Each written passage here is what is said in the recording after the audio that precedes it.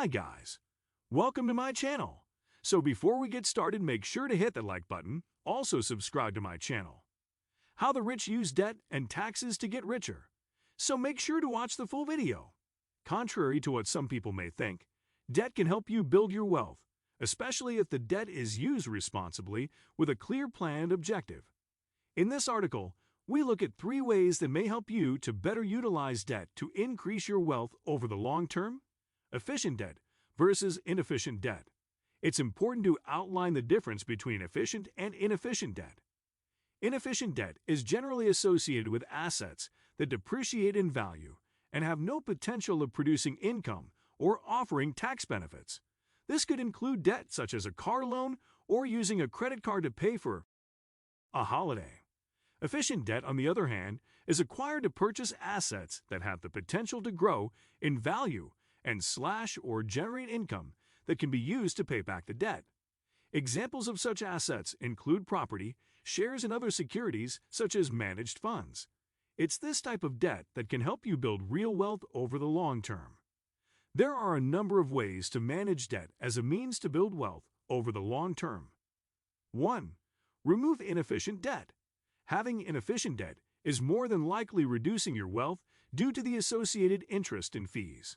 In some cases, it may be worthwhile focusing on paying down this debt first, starting with your highest interest/fee debt and progressively paying this off. For instance, if the interest on your credit card balance or personal loan is more than the interest on your home loan, depending on your circumstances, it may be better to pay off your credit card debt first, given it has higher interest and fees than your home loan. By utilizing this approach, you should be able to progressively reduce your overall interest payments. 2. Borrowing to invest. Borrowing to invest, e.g., in property or shares, or gearing, can be a powerful means to build wealth over time, as it enables you to purchase more investments than would be otherwise possible. If your investments increase in value over time, Gear Inc. can generate a higher overall return after the interest and other costs associated with the debt have been factored in. Capital growth and income generated from the assets can also be used to pay back the debt plus interest and fees. The interest charged on the debt may also be tax deductible. However, there is always a risk that your investments may decrease in value, resulting in owing more on the loan than the value of your investment. If you're unable to pay back the loan due to unexpected circumstances, such as an interest rate increases or you're out of work for an extended period, the lender may have the right to take ownership of your investments. In a worst-case scenario, depending on the amount you've borrowed to invest, you could lose more than your initial capital. Varying examples of how gearing may work can be viewed from this R!! 3. Debt recycling. Debt recycling can be an effective strategy to accumulate wealth over time by converting some of your debt, which is inefficient, doesn't generate capital growth or income, or isn't tax deductible, into debt that may be efficient, generates capital growth or income, or is tax deductible. One way to do this involves using a lump sum, possibly received from a bonus or an inheritance, to pay off your inefficient debt. If you then borrow the same amount and invest it, you're essentially replacing the inefficient debt with a debt that is tax deductible and could potentially generate wealth.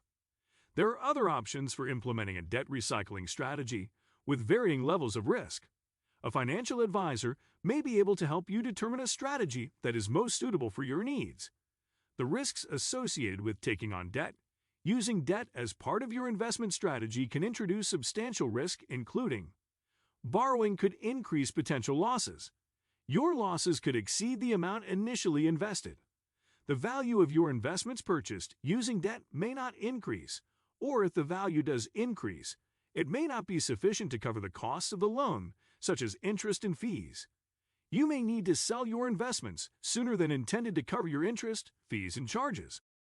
If you are unable to repay your loan, the lender may have the right to sell your assets to cover outstanding repayments, interest, or fees.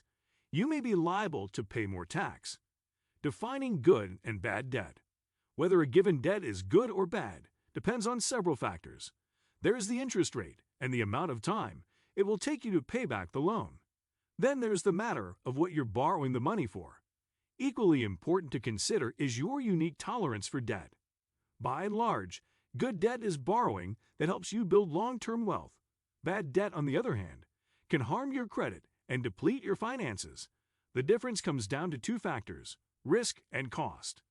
I would equate bad debt with taking on too much risk without the ability to repay it, says David Mook, Senior Vice President and Chief Private Banking Officer at U.S. Bank Private Wealth Management. Bad debt is either too risky or too costly. Credit card debt is probably the most common example of bad debt.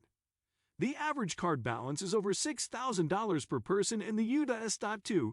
It's considered to be a form of bad debt because of its high interest rates. Car loans are another example of bad debt because they're used to borrow money to buy an asset that depreciates. In general, Mook says, borrowing to support ongoing living expenses is not a good use of debt. Good debt may help you accomplish your objectives. Student loans are probably the most common example of good debt, given the correlation between a college degree and higher earnings throughout your career.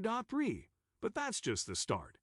Good debt can help borrowers accomplish an objective or help them avoid a bad outcome, says Mook. When it comes to accomplishing your objectives, consider another common example of good debt: taking out a mortgage on a new house. For most people, it's not possible to pay for a house outright. However, even if you were able to pay for it in one large payment, there are benefits to taking on debt for a home. Paying down a mortgage results in equity in a home, as well as potential tax advantages. Plus, if you know you'll be able to make your monthly payment, there is the additional benefit of improving your credit score by making the payments consistently. Depending on your circumstances and risk tolerance, leveraged investing can be another good debt strategy. Say you're investing $100 with an expected 10% rate of return. If you invested your own money, you would earn $10. But if you were to invest half your money and borrow for the other half, you'd earn more if the interest on the loan is less than 10%. In this example, says Mook, you leveraged your return. Another potentially effective debt strategy involves using a loan to diversify your investment portfolio, especially for certain affluent individuals who hold a concentrated stock position in a single company. They can borrow against that concentrated position to buy stocks in other companies, making for a more balanced long-term investment strategy. An added benefit of borrowing against a concentrated stock position to diversify your portfolio is that you may defer paying the capital gains tax you would incur if you sold the concentrated stock. Good debt may help you avoid bad outcomes. Mook relates the story of a client who owed a large tax payment on April 15, well before June, when he was expecting to receive a cash payment. The client could have sold off some assets in his portfolio to pay the tax bill, but that would have required reconstructing his portfolio afterward, not to mention paying transaction costs and potentially more taxes. Instead, the client decided to take out a loan to pay the tax bill and then repaid the loan in June. Avoiding disruption in your portfolio is an example of using debt effectively, explains Mook. You may want to consider using income generated from diversified investments to pay down bad debts. After assessing the amount of your bad debts, you may find that it makes financial sense to sell off an asset to quickly pay down your debts. This is where your personal debt tolerance comes in. Debt and taxes. Those two words make most Americans feel anxious and keep many up at night. That's because most Americans, even highly educated people with six-figure salaries, lack basic financial knowledge about how to use debt to make money and how to avoid paying taxes, legally and ethically.